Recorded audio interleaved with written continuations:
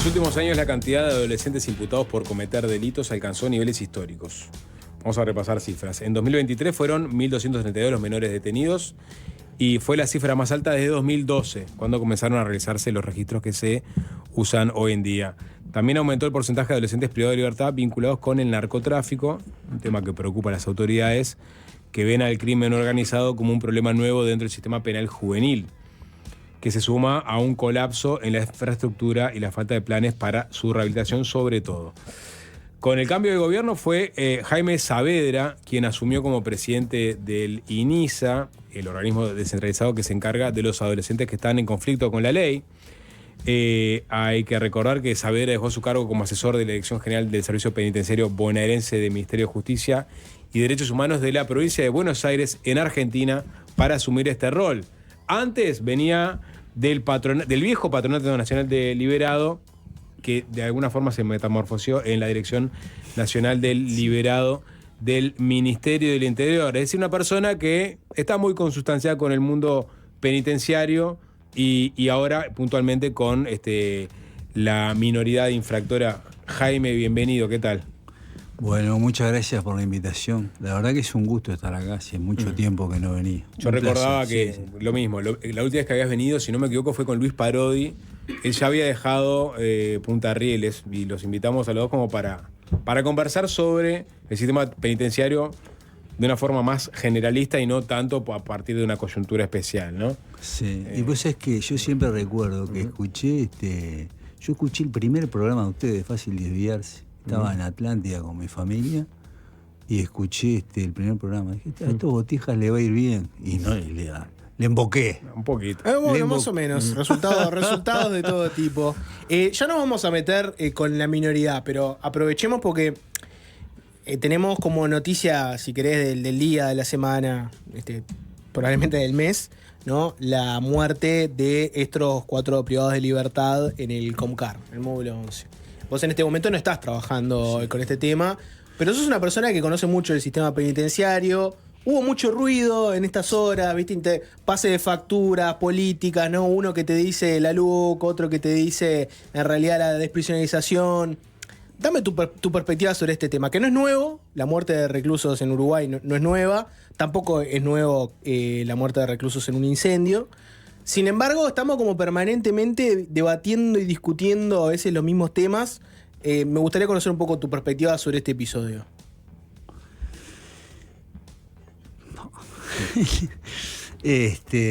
Lo primero que es un hecho muy doloroso, ¿no? Todas estas cosas después tienen consecuencias en nuestra convivencia, en nuestra vida como comunidad. Todas estas angustias, estos dolores, a algún lado van a parar y no son buenos lugares cuando las cosas terminan de este modo, ¿no? Así que esa es la primera reflexión, ¿no? Daría todo lo que estuviera a mi alcance para que estas cosas no sucedieran nunca más en el Uruguay, pero todo lo que tengo lo daría para que episodios como estos nunca más pasaran.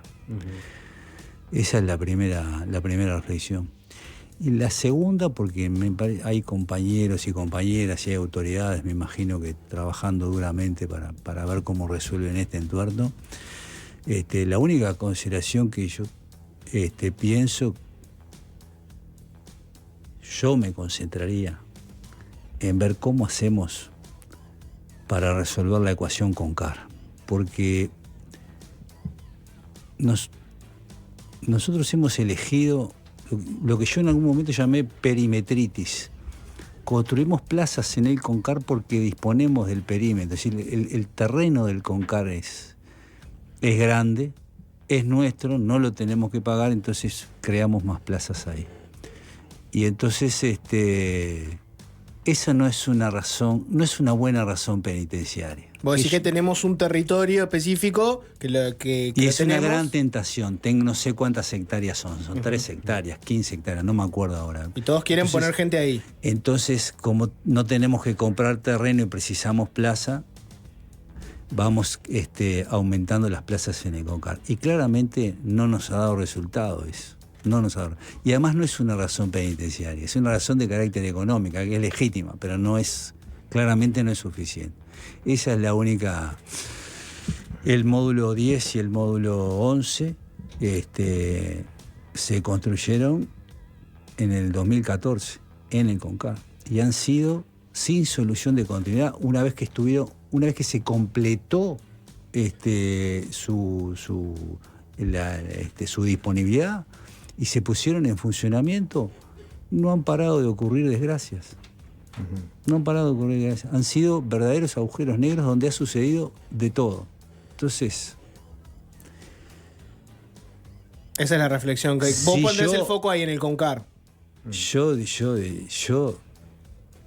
Pero esto de puro atrevido y no quiero andar porque la verdad que no tengo... La reincidencia, digamos, de episodios violentos en el CONCAR hace pensar que claramente hay algo que no está funcionando. Por más que vos generes nuevos módulos, los ayornes, una vez que quedan destruidos los vuelvas a recuperar, hay algo que no está funcionando.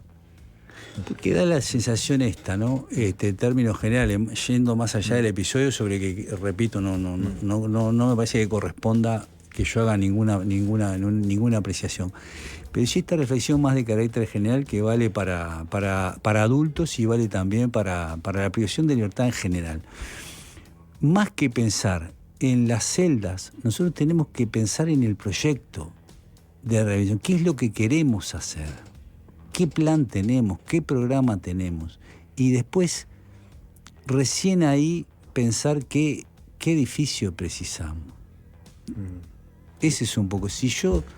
El problema no son 500 plazas o 1000 plazas. El problema es qué es lo que vamos a hacer con las 1000 personas que están bajo nuestra responsabilidad. ¿Qué quiero que estudien, que trabajen? Quiero que tengan tratamiento para el consumo problemático. En fin, definir muy sinceramente qué queremos, qué posibilidades tenemos, qué oportunidades nos da el Uruguay con su institucionalidad, las empresas que están con nosotros, las instituciones culturales y deportivas. Definimos el proyecto y después vemos el edificio. El edificio después, de hecho, si hay un clima razonablemente positivo y esperanzado de convivencia, es lo de menos, como en la casa tuya, como en la casa de cualquiera. Si hay amor, ¿qué importa si tenés 1 metro cuadrado y un más o menos? Y una más eso es un poco, me parece, que el lío en el que estamos metidos, Uruguay y la región en general. Te hago una más de este tema y no metemos con la minoridad. Este episodio llevó de vuelta al debate clásico. Yo te voy a hacer una caricatura, pero obviamente es mucho más complejo, ¿no? Pero bueno, mucha gente, ante un episodio como esto, donde mueren privados de libertad, la reacción es, bueno, miremos las medidas alternativas porque tenemos un Estado que pone gente en la cárcel y no los puede controlar, se les muere gente en la cárcel. Esa es una primera reacción. Hay otra reacción que es no, estamos sacando malandra de la cárcel, esto es peligroso para el resto de la sociedad. Vos sos una persona que trabajó mucho con liberados y conoce la experiencia de la gente que sale de la cárcel, se reinserta a la sociedad. Y en muchos casos se intenta reinsertar y no funciona porque es difícil la reinserción, requiere recursos, programas, tiene que haber un proyecto. ¿Cómo ves ese debate sobre la desprisionalización y las medidas alternativas y la posibilidad de que vayamos a un modelo donde tengamos menos gente presa y más gente, por ejemplo, afuera cumpliendo una pena o trabajando, intentando reinsertarse? A mí, digamos, dada la magnitud, yo te voy a decir lo que yo hago. Dada la magnitud del drama, lo que hago para estos casos y lo que hago en mi vida personal y familiar y con mis amigos y con la gente que me rodea. En un drama de esta magnitud, yo ofrezco mi colaboración. ¿Cómo te puedo ayudar? Eso es lo que... Y después he aprendido hace muchos años, y lo reitero siempre, a no darle... Una cosa es la discusión, lo que aparece públicamente, y otra cosa es lo que pasa de verdad. Y de verdad me parece que, en términos generales, hay mucha intención de mucha gente de colaborar y de salir de este drama. Entonces yo te voy a decirlo, hoy si será un hecho concreto que me pasó, me llama un primo y me dice: Jaime, ¿por qué no usan colchones de lana. Es una cosa chiquitita, ¿eh? ¿Por qué no usa el colchón Una de persona lana? una persona que vio que el incendio empieza por un colchón prendido fuego. Y esto se ha repetido varias veces, ¿no? Son Entonces menos me llamó inflamables de lana. alguien alejado, es un primo, ingeniero, que está alejado completamente de este mundo, pero que tiene sensibilidad social, sigue estos temas, que sabe que yo estoy vinculado. Y me dice, che, porque vos sabés que la lana es mucho menos ignífuga que... Yo me estaba enterando ahí, me dice, me dice, preguntale al papá de Macarena, que ha trabajado con lana toda la vida, y de repente te puede asesorar, cosa que voy a hacer hoy de noche. Y enseguida le mandé un mensaje a Ana, digo, me imagino que tenés 5 millones de líos, lo que te voy a decir es una tontería, pero es algo que me enteró. Ana Juanche, la directora de Ana Juanche, la directora de INR, porque justo más nosotros en la colonia ahora tenemos una fábrica de colchones de lana. Entonces dije, mira, de repente podemos...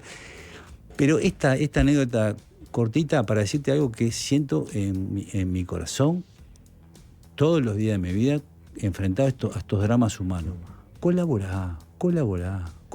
Después las discusiones, las diferencias, seguro que vendrán, qué sé yo, las discutiremos más adelante. Pero ahora colaborá. Estamos hablando de un hecho trágico que se une a otros hechos trágicos que pasaron todos en el mismo lugar en un año. La cosa es... Bien, Jaime, ahora si querés nos metemos en el INISA. En la presentación hablábamos de esa preocupación. Ojo, ¿me permitís una cosa? Perdóname, porque esta actitud espiritual es casi que fundamental, es fundacional para resolver el problema. Lo de colaborar. De reconocer... Está lleno de gente que colabora de forma silenciosa con el sistema penitenciario, desde brindando talleres o mil servicios que se brindan de forma anónima que no conocemos, pero obviamente no dan abasto, ¿no? Claro, colaboremos todo. Y si puedo evitarme una declaración polémica o puedo evitarme una crítica en estos momentos. Y si pasado el momento, cuando la cosa esté más estable, si yo tengo de que pase contigo, güey, te digo, che, me parece que le estás cerrando neta, me parece que, qué sé yo, creo que me parece que lo más sano para todos, en estos territorios, además donde son tan inhóspitos, donde las noticias buenas no abundan. Me parece que la actitud espiritual que se necesita y que es fundacional para otras cosas que puedan venir después auspiciosas, ¿no? Bien. Bueno, ahora sí nos metemos.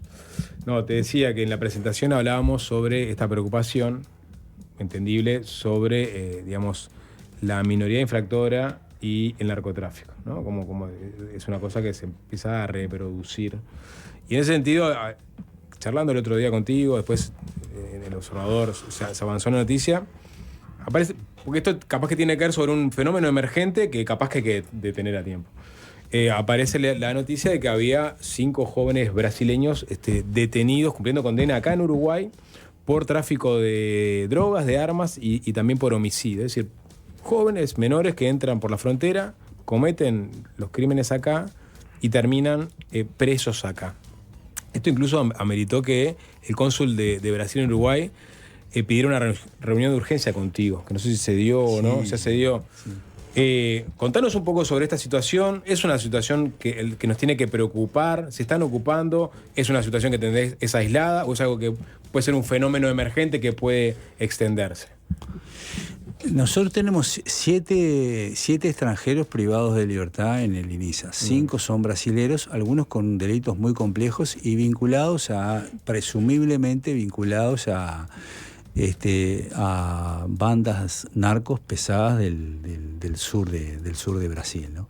Y a nosotros, digamos, como institución, lo que nos complica fundamentalmente es la ausencia de todo tipo de vínculos familiares, ¿no?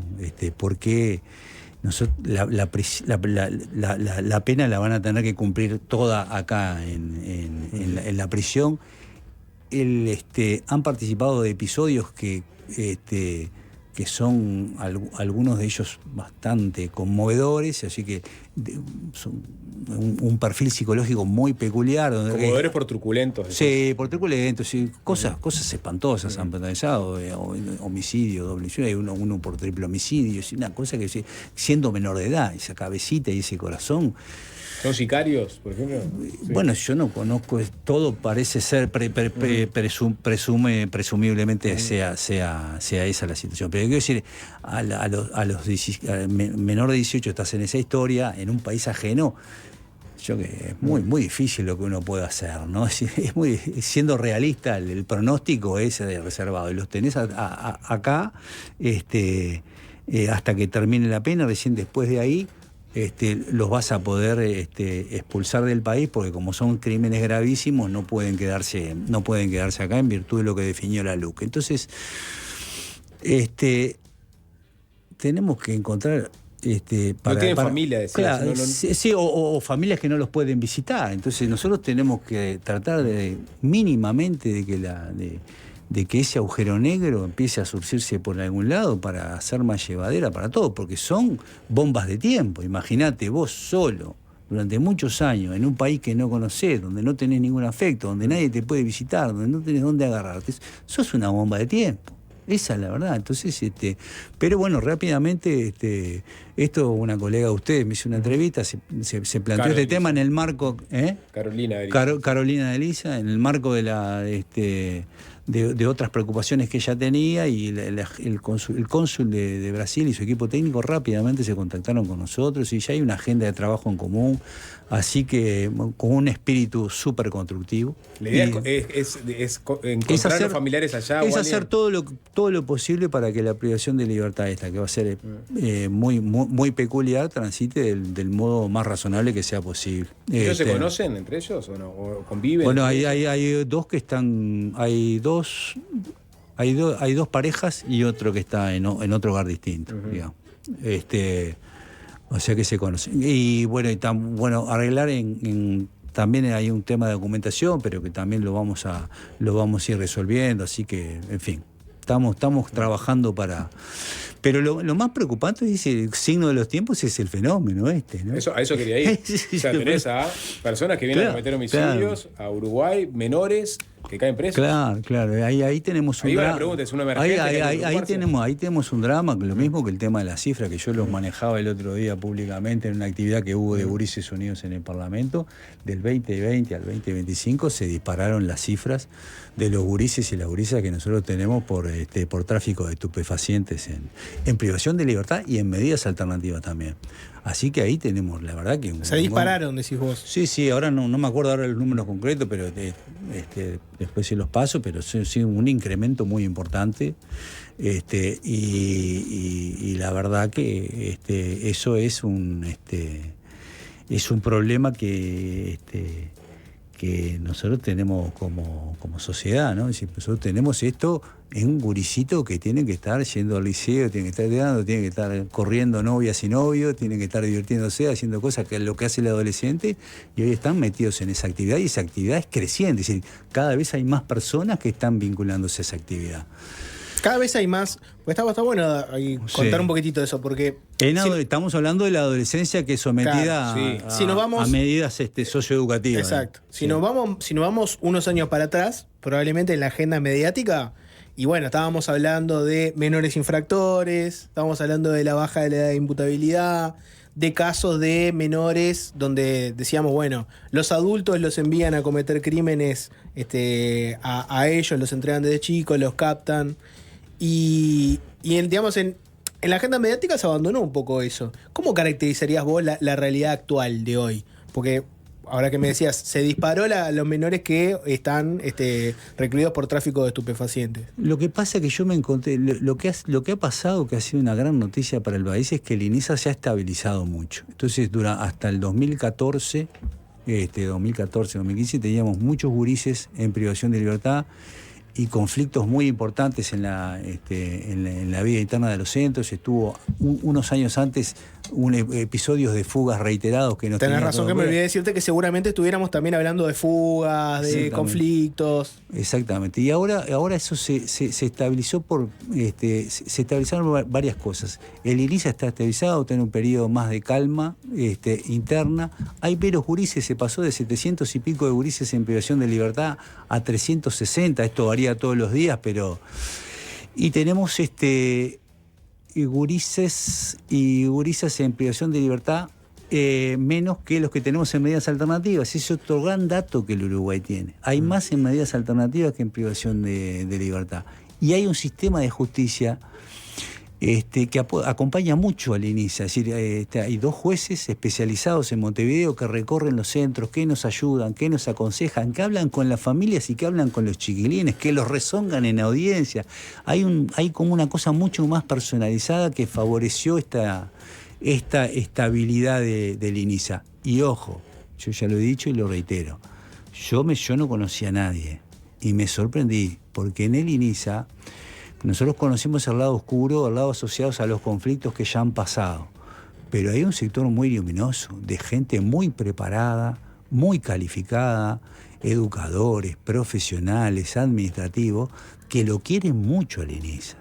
Tiene mucho sentido de pertenencia y lo quieren al INISA. Esto es una cosa que solo existe en Uruguay. Debe ser la única fuerza asegurativa en el mundo que tiene un personal con esta actitud de cariño, que te pelean por el INISA. Entonces, eso yo creo que ha hecho que el INISA encontrara, creo yo, una senda de crecimiento y de estabilidad muy importante.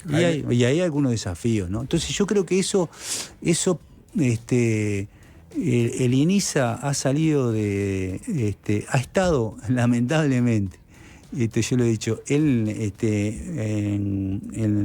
los medios y en la opinión pública, porque ha habido los últimos 2 directorios han sido directorios donde ha habido mucho conflicto, el de la coalición republicana y el anterior y el último del Frente Amplio. Y bueno, eso lo tenemos que corregir, porque el directorio tiene que ser un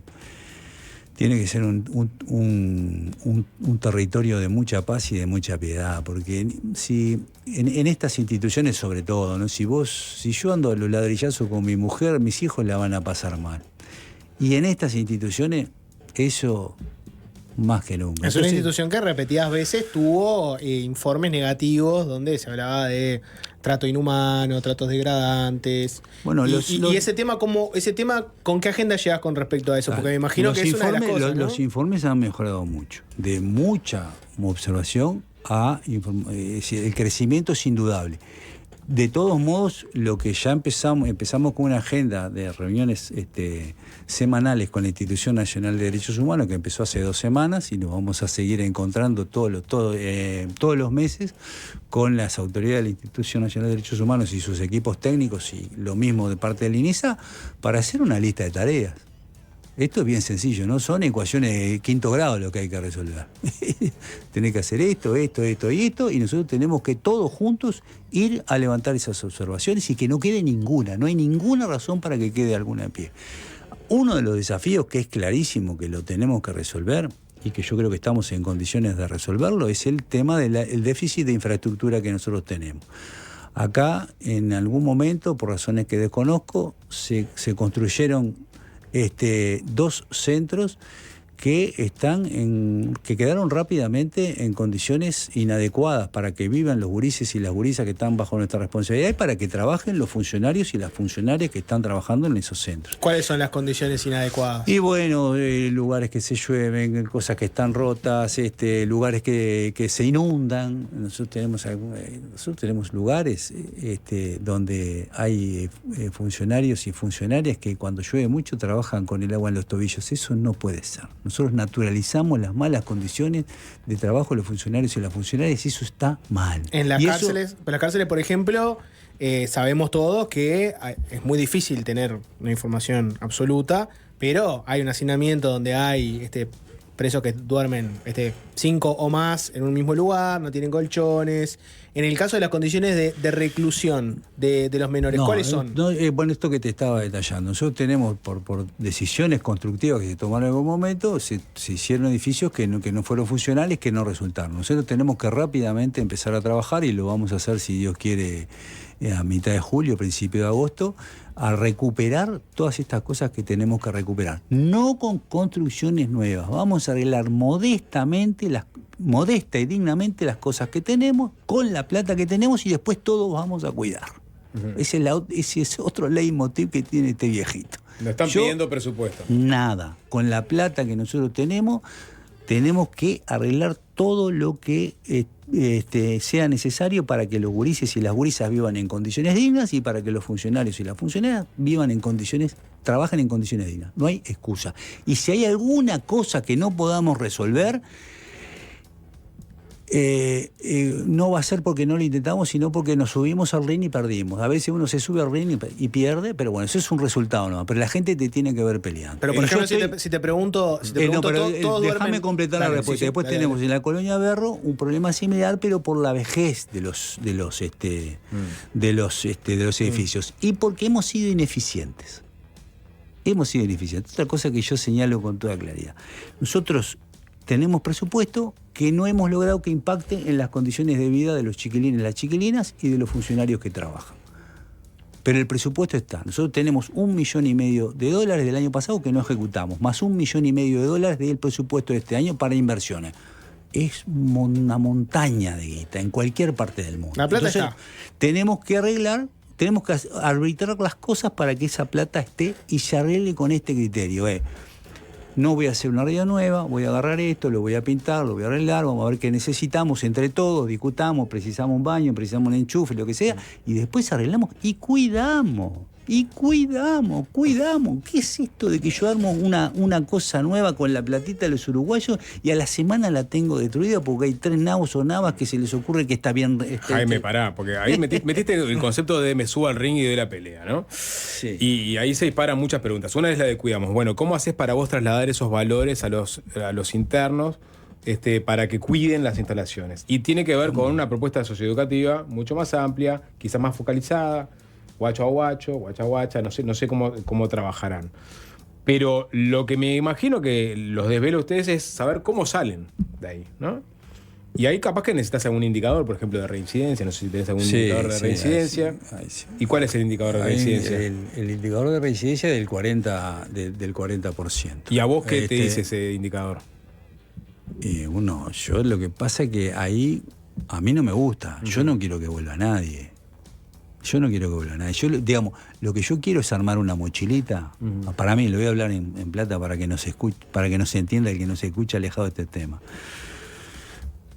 Hay 9 de cada 10 gurises que nosotros recibimos que sufrieron la vida más que vivirla. Y hay un 10% muy complicado. Ese 10%, nos olvidamos ese 10%. No sé, yo lo tengo. Lo que puedo hacer con ese 10% es tratarlo dignamente, asegurar de que no siga haciendo el daño que han hecho y asegurar de que no se haga daño a sí mismo. Es todo lo que yo... El otro 90% es el tiempo que vos estás acá, yo te voy a dar una mochilita. La mochilita no es muy distinta a la que tuvimos cada uno de nosotros, para mí no hay ningún misterio ahí. El laburo, revinculación familiar, si estás muy jodido con el tema de las drogas, darte diversas opciones para que vos elijas, educación en todas sus modalidades, religión, deporte, cultura, estas cosas cargarlas en la mochilita. Cada uno le dará la importancia. Y después es tu responsabilidad usarla bien o usarla mal. Yo te acompaño hasta ahí, te doy la mochilita. Después elegí vos bien, pero elegí bien, porque elegiste mal y llegaste acá. Y no es de casualidad. Y lo que no está en la mochilita, que yo estoy insistiendo mucho, porque para mí es un problema gigante que el país tiene, es que nosotros como educadores tenemos que hacer un esfuerzo muy importante por tratar de reconstruir un valor muy importante que yo estimo que está muy erosionado, que es el respeto a la autoridad. El respeto a la autoridad. para vivir en comunidad todos tenemos autoridades. Ustedes tienen autoridades en la radio, tuvieron autoridades en su familia, tuvieron autoridades en el salón de clase, tuvieron autoridades en el liceo. Siempre tenemos autoridades. Y está bien lo que precisamos para vivir en comunidad, ¿no? Entonces, nosotros tenemos que interpelar, discutir políticamente, en sentido amplio de la política, con los gurises y las gurisas que están bajo nuestra responsabilidad para reconstruir eso que no está funcionando. Entonces vos te tenés que portar bien. Y te tenés que portar bien, es bien sencillo lo que significa. Sé bueno con tus compañeros, sé bueno con tus compañeras, estudia todo lo que puedas estudiar, trabajá si tenés la oportunidad de trabajar, ser respetuoso con los funcionarios, ser respetuosa con los funcionarios y hacé todo lo posible para salir del mundo del delito. Y acá mando yo. Punto y aparte, se terminó. No hay otra cosa que explicar. Y tenés claro de que si vos no elegís este camino, vas a terminar en Chechenia. Pero no porque seas privado de libertad o porque así es la vida. Si vos empezás a hacer cualquier cosa acá, en la radio, duras 3 días y está bien, pero no porque trabajes porque seas funcionario del Sol, porque así es la vida. Uno no anda en la vida haciendo lo que se le cante. Y eso hay que hacerlo, porque si no hacemos eso como educadores, todos los días, desde que arrancamos nuestra jornada hasta que terminamos, si no hacemos eso con cada chiquilín que se cruza en nuestro camino, o cada chiquilina que se cruza en nuestro camino, la conclusión, lo que termina pasando es lo que nos pasa todos los días cuando salimos acá. Yo quiero ir a ver a Peñarol y resulta que tengo que soportar una ciudad tomada por la policía, helicóptero, camiones blindados, tengo que ir 5 horas antes porque hay 400 giles que se les ocurre banderear y yo doy por bueno eso. No, yo no quiero dar por bueno nada de eso, yo estoy en contra de eso. Quiero dar la pelea con eso. Y esa pelea arranca en estas circunstancias, ¿no? Yo ponía el ejemplo el otro día. Estoy coordinando un proyecto en situación de calle, me tocó, que me había invitado a La Broja unos años atrás. Entonces era un local donde entraban de lunes a domingo, desde las 8 de la mañana hasta las 20 horas, la gente que estaba en situación de calle y se la asistía de diversos modos. Se me plantaban en la puerta a dormir en la puerta, meaban en la puerta, hacían caquita en la puerta, qué sé yo, fumaban, se peleaban, y yo me paré todos los días, hasta que el último día que trabajé en ese proyecto, ahí en la puerta, para terminar con eso. Te doy el baño de mi casa si precisas hacer pichí. Te doy el baño de mi casa, pero acá pichí no, porque este es un local público donde vienen tus compañeros y van a entrar los compañeros y se va a hacer y tienen derecho a entrar sin tener que pasar por encima del pichí que vos hiciste. ¿Y qué es eso de andar a los botellazos?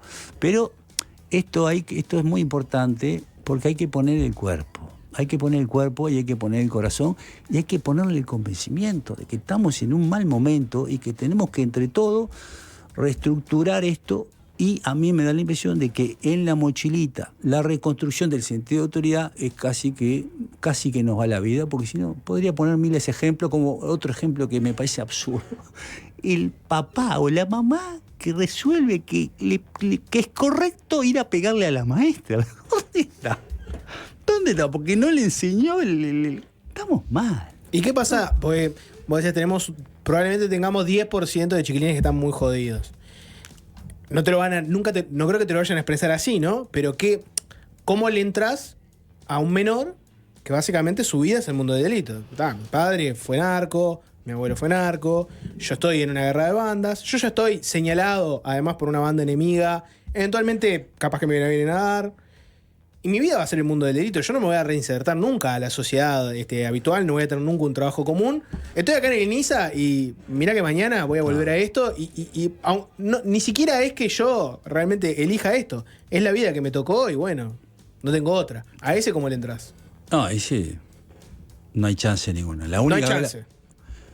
Yo he tenido conversaciones como las que tú relatás, los que hemos trabajado en prevención de libertad hemos tenido. Y ahí mi experiencia es que no hay mucha chance. La chance es, yo siempre voy a ser respetuoso. Primero, yo no te tengo miedo. Es decir, yo peleo contra vos y sé que voy a perder, así que yo no tengo ningún miedo. Segundo, lo que yo conozco de tu vida, para mí es una vida de porquería. Si querés seguir en esa, seguí. Yo te ofrezco todos los días otra visión, otra posibilidad. Después está en vos elegir.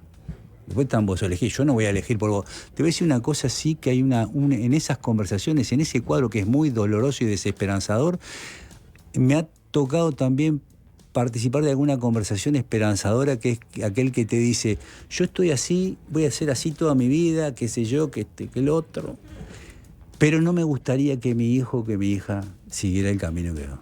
Ahí hay una luz de esperanza.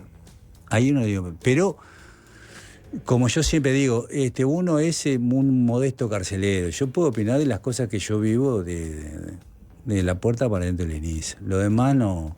Yo como carcelero tengo que tratar bien a todo el mundo, buscar las mayores oportunidades, colaborar, ser fraterno, atender humildemente y con sencillez a todo el mundo, dar todo el amor posible, querer todo el bien posible para todo el que me rodea.